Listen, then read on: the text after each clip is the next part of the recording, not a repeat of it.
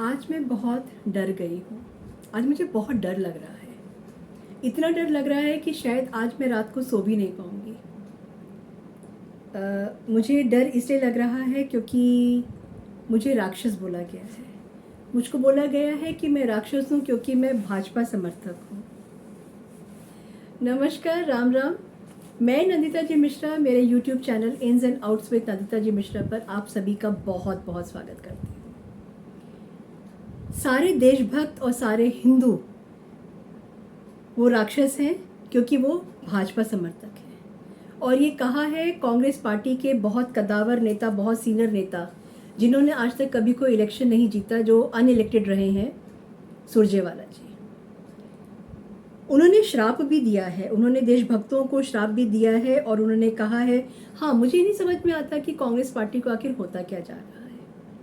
Congress party से ऐसे ऐसे बयान आते हैं जिसको सुन करके कभी तो दिमाग घूम जाता है, कभी हंसी आती है और कभी तरस भी आता है, गुस्सा नहीं आता। अब कांग्रेस पार्टी उस जगह पे पहुंच गई जहां पर कि गुस्सा अब नहीं आता है। कांग्रेस पार्टी के जो बयान हैं वो आपको मालूम ही होंगे, फिर भी मैं थोड़ा सा याद दिला दूं कि लेटेस्ट बयान आया है राहुल गांधी जी का, जो कि संसद में खड़े होकर के उन्होंने कहा, शेर दहाड़ा था संसद में, उन्होंने बोला था कि भारत माता की हत्या हो गई है। शेम। कांग्रेस कहती है कि हिंदू फासिज्म आ गया है, बीजेपी जो है वो हिंदू की पार्टी है, हिंदुत्व और सनातन को बढ़ावा देती है। अगर हम बोले तो Congress identifies BJP with Hindutva. मतलब कभी कभी मुझे ये समझ में नहीं आता कि जो गाली आप हिंदुओं को देते हैं, फिर भी हिंदुओं से वोट मांगने के लिए आप उनके दरवाजे पर आ जाते हैं, फिर भी हिंदू होने का आप नाटक करते हैं, चाहे वो आपको जनेऊ पहनना पड़ जाए अपने कमीज के ऊपर, अपने शर्ट के ऊपर, अपने कोट के ऊपर, या आपको रुद्राभिषेक करना पड़ जाए, आपको नर्मदा माँ की जैसे पिंकी दीदी ने किया था, आरती करनी पड़ जाए और आरती करने में भले ही थाली जो है उल्टी घूम जाए, लेकिन आपको दिखाना ये है कि आप हिंदुत्व को सपोर्ट करते हैं, आप हिंदुत्ववादी भी हैं और आप ब्राह्मण भी हैं। आपने बताया ना कि आप ब्राह्मण भी हैं, आई डोंट नो, पता नहीं। कांग्रेस कहती है कि देश की जनता जो है राक्षस है और उसके जो लीडर हैं वो असुर हैं। मैं इसके ऊपर भी आऊंगी। सुरजेवाला जी ने जो आज कहा था, क्या वो it was in a heat of a moment, was it a slip of tongue? मुझे नहीं लगता कि ऐसा कुछ हुआ था। क्यों? क्योंकि अगर ऐसा कुछ होता तो उनकी तरफ से कोई एक रिग्रेट या उनकी तरफ से कोई एक माफ़ी ज़रूर आ गई होती, जो कि नहीं आई। और मैं समझती भी हूँ, मुझे रीज़न भी समझ में आता है कि ऐसा क्यों हुआ होगा। क्योंकि उनके जो बॉस हैं, उनके बॉस ने जब बोला कि सारे मोदी ही चोर क्यों होते हैं, और जब उनको फटकार पड़ी है, लताड़ पड़ी है कोर्ट से, उसके बाद भी उन्होंने बोला कि मैं माफ़ी नहीं मांगूंगा, और उसका खामियाजा उन्होंने भुगता और आज भी भुगत रहे हैं। वो बरी नहीं हुए हैं, सिर्फ उनकी सज़ा पे एक स्टे ऑर्डर आया है, जिसको कि कांग्रेस के जो मीडिया सेल है उसने भुनाने की कोशिश किया था और बोला था नहीं नहीं शेर आ रहा है, शेर आ गया है और अब वो दहाड़ेगा, और वो फ्री हो गए हैं। क्या वो फ्री हुए हैं? कांग्रेस की मीडिया सेल उसके बाद में शांत हो गई जब ये बताया गया या याद दिलाया गया कि नहीं, ऐसी कोई बात नहीं है, वो उनके ऊपर सिर्फ एक स्टे आया है। और उन्होंने बोला कि मैं माफ़ी नहीं मांगूंगा, तो अगर उनके बॉस ने माफ़ी नहीं मांगी है, यही चीज़ तो फॉलो कर रहे हैं उनके जो नीचे जो लोग हैं, उनके नीचे जो लोग काम करते हैं, जो उनकी चमचागिरी करते हैं, राइट? तो वो माफ़ी कैसे मांगेंगे? Because they are following their leader. उन्होंने कहा, सुरजेवाला जी ने कहा कि मोदी असुर हैं और राहुल सुर हैं। मीन्स मोदी जी वो डेविल हैं और राहुल जो है वो गॉड है, लाइक अ गॉड है, सुर है। Oh my God, oh my God, Mahadev Mahadev Mahadev. मतलब कुछ भी कहने से पहले, कुछ भी बोलने से पहले इनको समझ में नहीं आता कि आखिर ये बोल क्या रहे हैं। फिर कांग्रेस इतना बिलबिला क्यों रही है? रीज़न क्या है कि कांग्रेस इतना ज़्यादा फ्रस्ट्रेट हो गई, इतना ज़्यादा सड़क छाप भाषा पे उतर आई है? आखिर ऐसा हुआ क्या है? मोदी जी ने बोला था कि संसद में मोदी जी ने मॉनसून सेशन में बोला था कि कांग्रेस पार्टी के पास एक रहस्यमय शक्ति है, और वो रहस्यमय शक्ति ये है कि वो जिस किसी को भी गाली देते हैं, जिस किसी के लिए भी बुरा कहते हैं, जिस किसी को भी बुरा बनाते हैं, वो अपनी लाइफ में बहुत फ्लरिश करता है, शाइन करता है।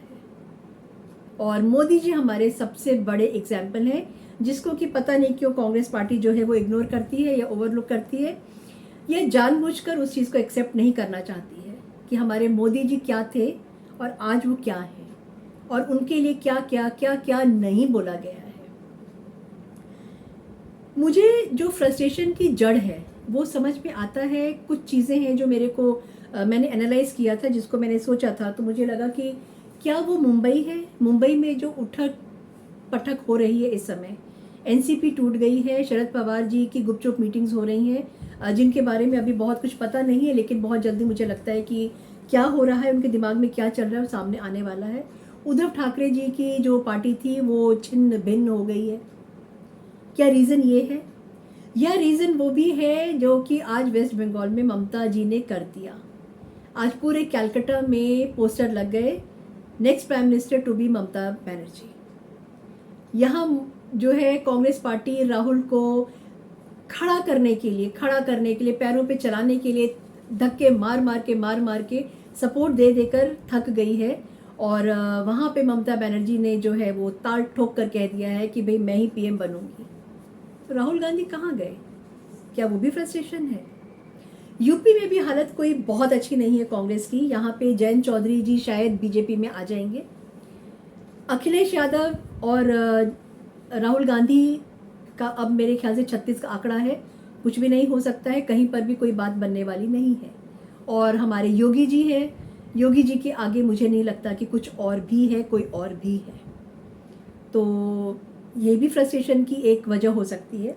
फिर पंजाब में केजरीवाल ने तो इनकी नाक में दम करके रखा हुआ है। आप पार्टी ने पंजाब में कांग्रेस के जो कोर वोटर्स हैं, उन्होंने कोर वर्कर्स जो हैं, उन्होंने तो कह दिया है कि वो आप पार्टी से किसी भी कीमत पर कॉम्प्रोमाइज़ वो नहीं करेंगे। सेम हालत बिहार में है, जहां पर लालू प्रसाद यादव जी ने और नीतीश जी ने बोल दिया है कि वो 4-5 सीट से ज़्यादा कांग्रेस को नहीं देंगे। आप सोचिए, इतनी बड़ी पुरानी पार्टी और उसकी ये हालत हो गई है कि बिहार में उसको 4-5 सीट से ज़्यादा मिलने के लिए, देने के लिए लालू जी और नीतीश जी तैयार ही नहीं है। फिर उसके बाद में कांग्रेस ने बहुत मेहनत कर ली, बहुत ज़्यादा जो है लॉन्च री लॉन्च कर दिया है। और लेकिन फिर भी हिंदुस्तान में, भारत में कोई भी पॉलिटिकल पार्टी इस समय राहुल गांधी को अपना नेता मानने के लिए तैयार नहीं है, उनको नेक्स्ट पीएम बनने के लिए, उनको सपोर्ट करने के लिए तैयार नहीं है। और उसके लिए सारा का सारा श्रेय जो जाता है वो उनकी ज़बान पे जाता है और उनके कृत्यों पे जाता है, उनकी एक्टिविटीज़ पे जाता है। कांग्रेस के जो बहुत कद्दावर नेता हैं, जो पुराने कांग्रेसी हैं, मुझे लगता है कि उनके लिए बहुत बड़ा फ्रस्ट्रेशन अभी हो गया है और वो सांप और छछूंदर वाली हालत हो गई है, जहाँ पर कि ना तो वो उगल पा रहे हैं, ना वो निगल पा रहे हैं। उनको समझ में ही नहीं आ रहा है कि राहुल गांधी के साथ हम क्या करें, क्योंकि ना वो कांग्रेस छोड़ सकते हैं, ना वो कांग्रेस में अब रह सकते हैं। तो उनका फ्रस्ट्रेशन कैसे निकलेगा? उनका फ्रस्ट्रेशन क्या अभद्र भाषा इस्तेमाल करके निकलेगा? क्या उनका फ्रस्ट्रेशन सड़क छाप भाषा इस्तेमाल करके निकलेगा? क्या उनका कंपटीशन इस समय अरविंद केजरीवाल की जो गंदी जबान है उसके साथ में हो गया है?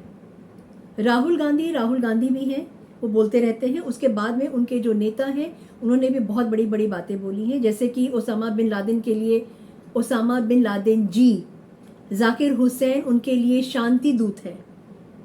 इस तरीके की उन्होंने किया, इस तरीके की बातें उन्होंने बोली है, जो कि हमारे देश के दुश्मन है, जो हमारे हिंदुस्तान के दुश्मन है, उनके लिए वो जी, और हमारे मोदी जी उनके लिए असुर हो गए हैं। मैं सारे हिंदुओं से ये बोलना चाहूँगी कि अभी भी समय है। आप देख लीजिए, जो लोग बटे हुए हैं, जो अभी भी अपने नींद से उठे नहीं हैं, देखिए और समझिए कि आपके साथ में क्या खिलवाड़ किया जा रहा है, क्या खिलवाड़ आपके साथ में हो रहा है, कांग्रेस पार्टी आपके साथ में क्या कर रही है। Thank you so much. मैं आशा करती हूँ आपको मेरा ये वीडियो पसंद आया होगा।